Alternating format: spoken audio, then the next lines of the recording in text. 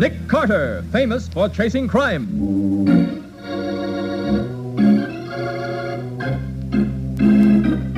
Every week at this time, two great names are joined. Brings you one of the most resourceful and daring characters in all detective fiction, Nick Carter, Master Detective.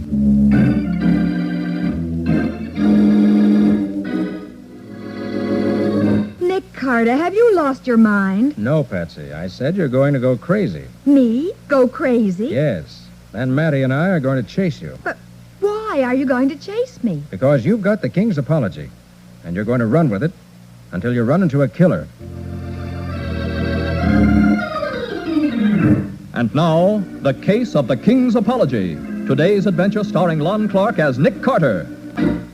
In his library, filled with rare books, letters, stamps, and coins, wealthy collector Robert Bixby sits behind a desk and stares coldly at a small, oily man named Thomas Gall.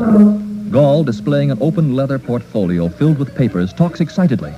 I'm deeply obliged to you for asking me to call on you, Mr. Bixby. It's an honor to see your famous collection, I assure you. Not at all, Mr. Gall. At the same time, I have always regretted the fact that I am the one dealer in this city who has not yet had the good fortune to assist you in your collecting. Indeed, well, That is why I took the liberty of bringing a few of my more precious items for your esteemed consideration. Several interesting autograph letters dating from the 18th century. Mr. Gall. Especially this note in the handwriting of King George III, King of England during the American Revolution. It is an apology to a friend for failure to keep an appointment. His Majesty's arms on the envelope. I especially... Mr. Gall. Yes, Mr. Bixby? I did not ask you here to display your stock. No, Mr. Bixby? I want you to answer a question. A question? Yesterday, while driving past your shop, I saw something that demands full explanation. What did you see, sir? I saw you in close conference with a well-known forger, John Pryor. You saw me? I did, with Pryor, the literary forger. Oh, I think you're mistaken, Mr. Bixby. Let me warn you, Gall. I'm chairman of the Collectors Association. Oh, I know you can blast my reputation with one word, Mr. Bixby. I know you can put me out of business. And I shall do so, unless you can explain your association with Pryor. I am not associated with him, Mr. Bixby. You're mistaken. You must believe me, sir. That's all you have to say? That's all I can say. Very well. I'm sorry, Gall. I shall take action at once. Then you've made up your mind, sir? In view of the fact that no explanation is forthcoming... You're going to ruin me? It's not a question of personal animosity. There are other collectors to be protected. It's my duty as chairman. To ruin me? I'm afraid you're ruining yourself. I happen to know you're lying, Gall. I've got too much at stake to let you do that, Mr. Bixby. For 5 years, I built up my reputation just waiting for this chance to make a killing. So I'm afraid the killing is going to start with you. Oh, in the name of... Don't misunderstand, Mr. Bixby. It's not a question of personal animosity. I've got to protect myself. Goodbye, Mr. Bixby. I hope you enjoy your new career, collecting fire and brimstone.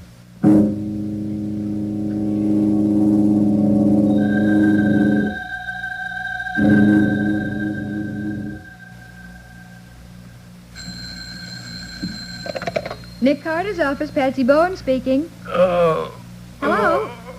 Hello? Hey, what's the matter, Patsy? Scubby proposing in a new and different way? Well, I don't know who it is, Nick. Hello? Hello? It sounds like someone groaning on the phone. Here, let me have it. Yeah. Hello, this is Nick Carter speaking. Nick Carter. Yes, this is Nick Carter speaking. Who is this? Nick Carter. Is something wrong? I... Can't you speak openly? Or are you sick? Come quick. Who is this? Hello? Hello? What is it? Someone asked me to come quick. No name, no address. Hello? Hello? And no answer. Hang up. He'll call again. No. I'll hold on to this line and keep it open. You get on the other phone and call the phone company. Have this open wire traced. Right. And when you get the address, call Matty. This is an invitation to trouble. We might as well be legal about accepting it.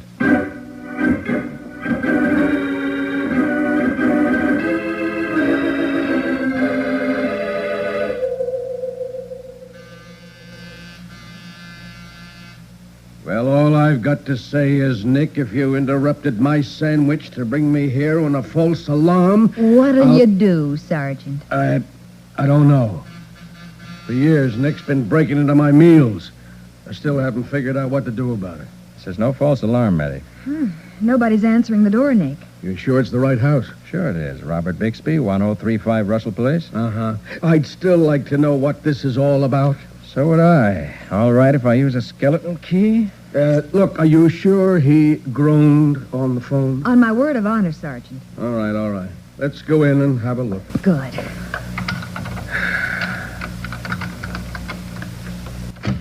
Well, you got that door open quick enough. You know, Nick, sometimes I'm glad you're on the right side of the law. Except when Nick interrupts your meal. Ah, yeah. And if this is a false alarm... It isn't, Matty. But... I know it now. Huh? What? Look, on the left in the library. What? Oh. Holy smoke. This is Robert Bixby, all right. And he's dead. Oh. Yeah. And we're smack in the middle of a murder case. He was strangled.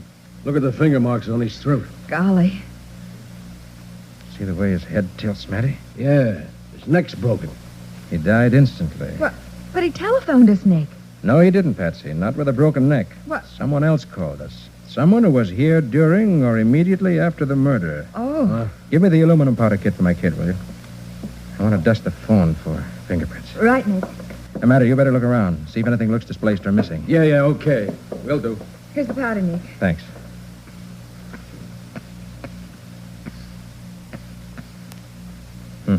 Not a sign of a print, Nick. No. Whoever telephoned me and groaned made sure to wipe all prints off the phone. Well, the place doesn't look as though it's been searched, Nick. Nothing's been touched. That's funny. Several $1,000s worth of rare books and literary material in this room, and nothing was taken? Huh? Then it wasn't murder for robbery. No. Confound it. Why was old Bixby killed, and who called me? And why? Hey, wait a minute, Nick. Here's something under Bixby's feet. It looks like a letter or something. Let's have a look at it. Where'll I get it out of the envelope? It looks pretty old. Yeah. It's probably part of Bixby's collection. Uh-huh. It's dated 1780. 1780? Oh, let me see. Seems to be some kind of an apology. Nick, it's signed George R. R. That means Rex, Latin for king. Then this was signed by King George? Yeah, King George III, judging by the date. And that must be the royal coat of arms on the envelope. Do you really mean that letter's from a king? It's a royal apology, Sergeant. Isn't that exciting? Not only exciting, Patsy, but it also gives us an angle on this case. Huh? What's that? The letter's a forgery. It is? Well, how do you know? Never mind that right now, Patsy. Just take my word for it. Okay, Nick. But a man like Bixby would never have a forgery like this in his collection. Evidently, his death was in some way connected with this king's apology. And I have an idea. Yeah, what's that, Nick? Suppose you go ahead with the departmental routine, Matty. Sure, Nick. Patsy and I are going to check our files for a forger who can do this kind of work. And if we find the man who forged this letter, we may find the man who murdered Bixby.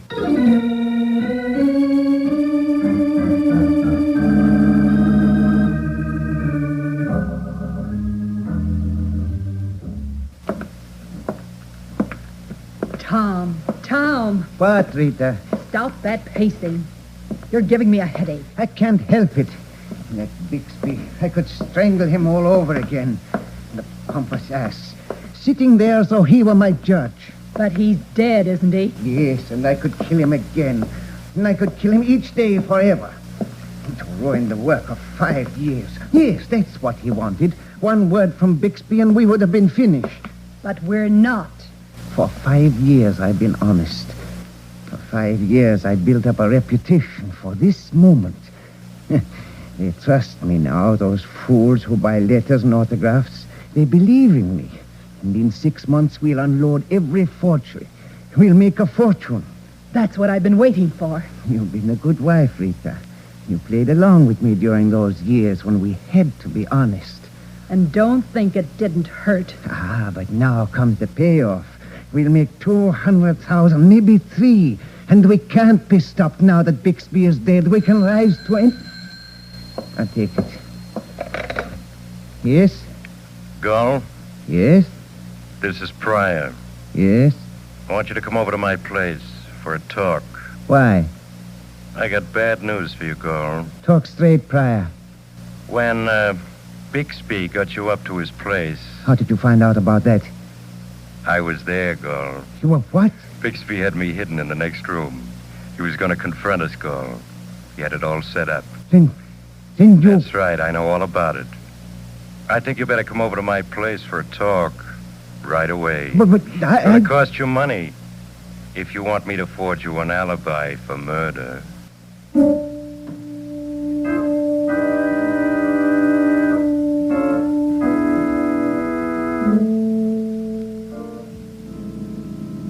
Now, let's see, Nick. We've been to see Joe Dyer, Eddie Barker, Sam Browning, and Billy Webster. Yeah. And not a reaction out of any of them. Leaving John Pryor, Henry Foster, and Steve Skrenner as the possible forgers of the King's Apology. Well, let's hope we have some luck with at least one of them. Yeah. Who are we visiting now? The next man on the list, John Pryor. Uh-huh. Well, what's your attack going to be with him? Same as the others. Surprise, sudden shock. Uh-huh. He's got a ground floor apartment in the rear. Ah, that must be the door down there, down the hall. Right.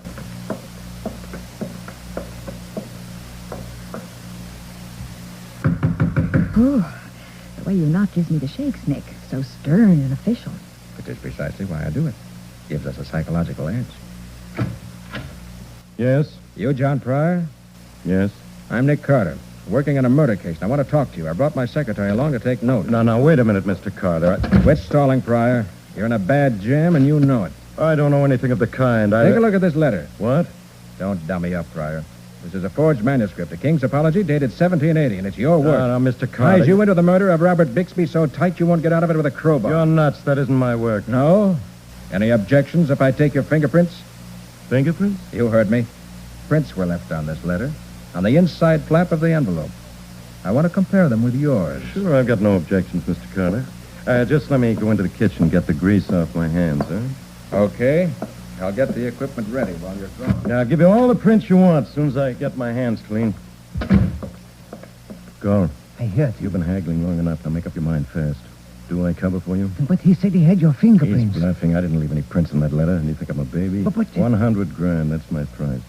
Make up your mind. No. What? I said no, Pryor. I can't trust you, not with Nick Carter so close to my tail. I'm sorry, Pryor, but I... No hard feelings.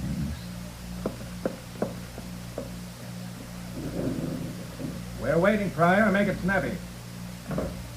Come on out, Pryor. You got any idea of disguising those prints? Nick! Love him. He's been stabbed. He's dead.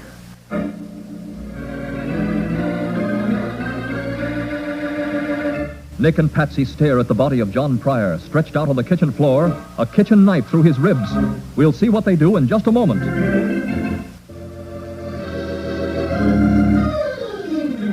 Now, back to The Case of the King's Apology. Today's adventure with Nick Carter. Nick and Patsy stand over the dead body of John Pryor, sprawled on the kitchen floor of his apartment. Quickly, Nick's eyes take in the few clues before them. Come on, Patsy. We got to work fast. All right, Nick. We're going out through that kitchen window, too. Uh-huh. It's only a short drop to the back alley. I'll go first. Yep. All right. Come on. I'll catch you. All right. Oh. Now, down the alley. Nick, do you know... Whoever killed Pryor isn't more than 20 seconds ahead of us. We may have a chance of catching up with him. But who is it? I don't know. He must have been hiding in the kitchen while we were there. Yeah. Pryor probably went back to cook up an alibi and was killed to keep his mouth shut. Oh, Nick, this is a dead end. Well, I'll be a... That means we've got to go back to the other way. No, that's a dead end, too. I noticed it when I came through the window. Yeah, but... Wait. Huh? Here's a cellar door. And look at the handle. What? It's got blood on it. Yeah. He must have gone in here. It's awfully dark in here, Nick. Quiet. Yeah. Wait a minute.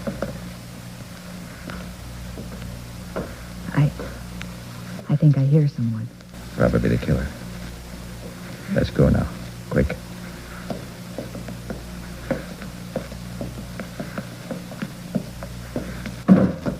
Did you hear that? Yeah.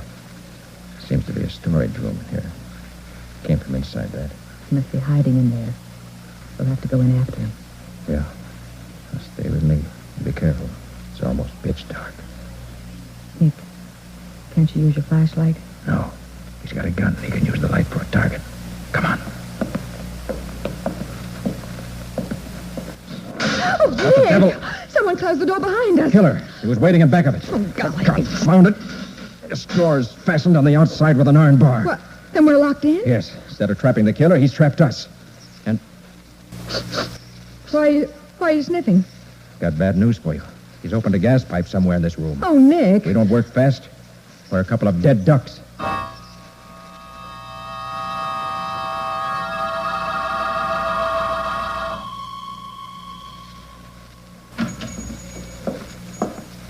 Tom, Yes, Rita.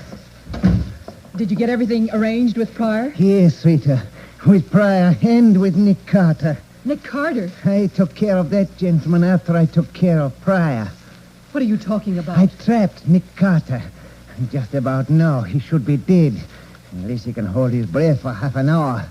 Did Pryor help you? I told you I took care of Pryor, too. What do you mean? I closed his mouth for good. Tom, He's dead, Rita. you killed him? Yes. No, he isn't dead. He can't be dead. Rita. I see. You're in love with him, aren't you? Aren't you? What an idiot I've been. You had this all worked out with Pryor, didn't you? Tom, You'd take every nickel I made in this deal to go off with Pryor, eh? That was the idea. You'd help him blackmail me for the rest of my life. And you'd be laughing at me, the two of you. Tom, don't. No, Rita, don't worry. I won't kill you. Maybe it's just as well this happened. Now I've got what I want. I've got plenty of money waiting for me. And I've got you forever.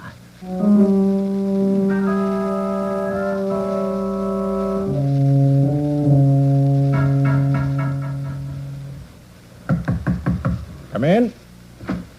Hey, Nick, we haven't gotten anywhere in the department with this, but for the love of heaven, what happened to you two? Hello, Sergeant. Hi, Matty. Come help Patsy and me smear ointment on our faces. I repeat, what happened to you? We met the killer. Did you get him? No, he nearly got us. He did. Look, I'd better sit down. Yes, do. You see, Matty, we were trapped in a cellar storage room. With an open gas pipe. With an open gas pipe? Yeah, an open gas pipe. The killer wrenched the fixture off and left the gas pouring into the room. But what did you do? Well, Nick found the pipe and lighted the gas. That's how our faces got burned. Yes, that stuff flamed out like a volcano. Luckily, there wasn't enough gas in the room to cause a real explosion. Well, I'll be darned. Then we pounded on the door and yelled until the janitor came and let us out. Of course, by that time, the killer was gone. Forever, I guess. Oh, no. We're not licked yet, Patsy. Oh, that a boy, Nick. Okay, but have you got any idea? I have. We're going to catch this killer with a king's apology. You mean the forgery? Yeah. Well, what do we do? While I've been nursing my blisters, I've been doing some thinking, Patsy. Uh-huh. Pryor wasn't working on this forgery alone. Oh, you don't think so? No, I don't. Now, look, have a heart. I'm not caught up on this case yet. Who's Pryor? I'll brief you later, Matty. Let me work this out with Patsy first. We haven't much time. Okay, go ahead. Now, Pryor was a forger, but he couldn't sell his forgeries himself. Uh-huh. He needed a front man, a dealer, to do that. So there's a strong chance he was killed by the dealer who was working with him. Could be. Go on. That's where our trick starts. Yeah, but what's the trick? Well, first you go crazy. Go crazy? Yes. Then Matty and I chase you. What? Wait, Well, why do you chase me? Because you've got the king's apology. But And you're going to run with it until you run into the killer.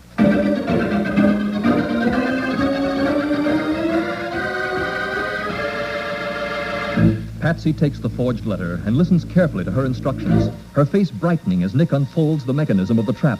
We'll learn what it is in just a moment.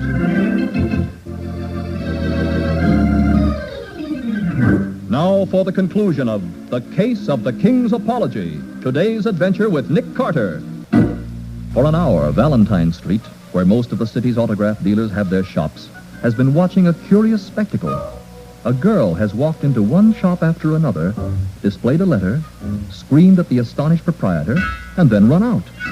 She is followed cautiously by two men who make profound apologies for her. Finally, she enters the shop of Thomas Gall. Yes, madam. May I be of service to you? Do you sell autographs? Yes, madam. I have a very fine stock for your consideration. Uh-huh. Do, you buy them too? Well, madam, if it is of a... What's that, may I ask? It's a rare old letter, a king's apology. King George III of England. He... Where did you get that letter, madam? Oh, I found it. Where did you get the letter? Well, maybe it isn't legal, but I found it, and finders keepers. I was outside a house on Russell Place this morning. Russell Place? Uh-huh, number 1035 Russell Place. A man came running out, and he dropped this letter. He... What is it? What? You're the man. I know you're the man. You're the man who came running out. Rita, come quick. You're the man who ran out of the house where Bixby was murdered. You dropped this letter. I know it. I want a policeman. You want to be arrested. Help me, Rita. Get your hands off me. You're a killer. I thought we were... Well, we're not. Not until we get rid of this maniac. She's like a wildcat. Help me get her into the back of the store. Thomas, we'll get caught. You want to burn for murder? You're an accessory, Rita. No, I'm not. You're in this with me. This girl has got to be shut up for good. Come on. I'm afraid it's too late, Gall. What? Tom. You left the transom over your door open. We heard everything. This is Sergeant Matheson of the Homicide Squad. You heard the confession, Matty? Every blessed word, Nick. You mind releasing the young lady? She's my assistant, Miss Patsy Bowen. Your assistant? That's right. She pulled this act on every dealer in the street. Oh, what, they must all think I'm crazy. Oh, no, Patsy. We explained as we followed you. Mr. Gall's confession will do the rest. But you were locked in the cellar. You couldn't be here. No, Gall, I'm not an optical illusion. I'm just the man with the bad news. Sergeant Matheson wants you for murder. Murder? Yes, murder. Yeah. I'm afraid you're invited to keep a date with the state's executioner, with no apologies accepted.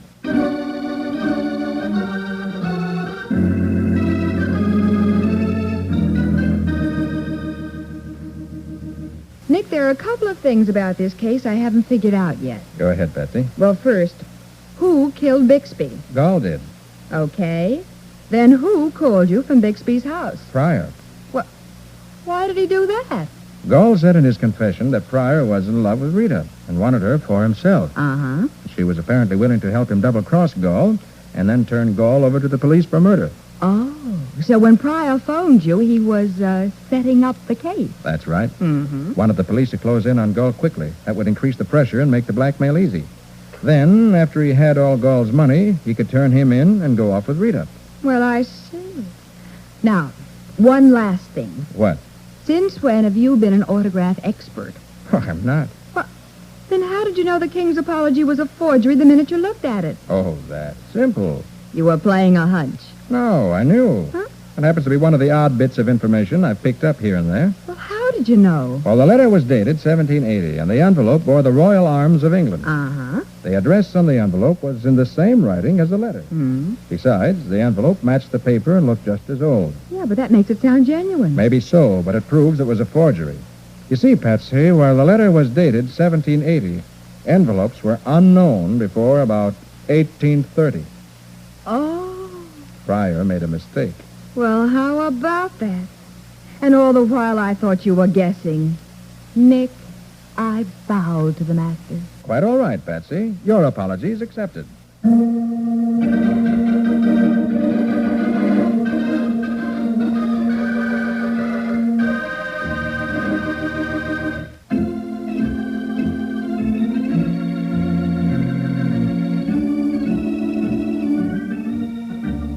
Nick Carter, Master Detective. It is produced and directed by Jock McGregor. Charlotte Manson is featured as Patsy. Ed Latimer plays Matty. Today's script was written by Alfred Bester. Original music is played by Henry Silverne. This is Michael Fitzmaurice.